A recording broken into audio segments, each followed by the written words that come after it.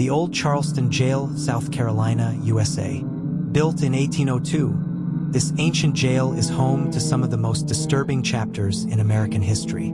For over 100 years, it served as the final resting place for some of the most notorious criminals. But what really makes this place terrifying is what came after they were gone. The jail wasn't just a place of confinement, it was a place of death.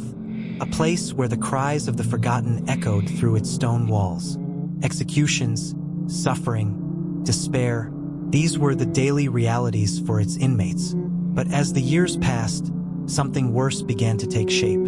Spirits, vengeful and twisted, began to haunt the very halls where blood had been spilled. The souls of those who died in agony still linger, waiting.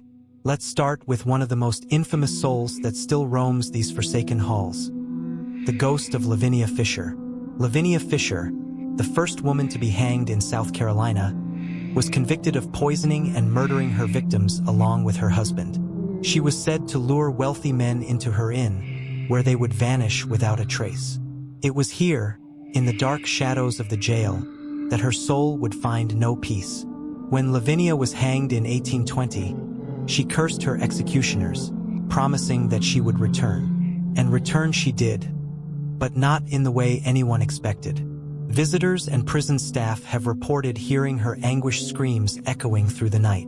Some have even seen a figure in a long white gown standing by the very gallows where she died.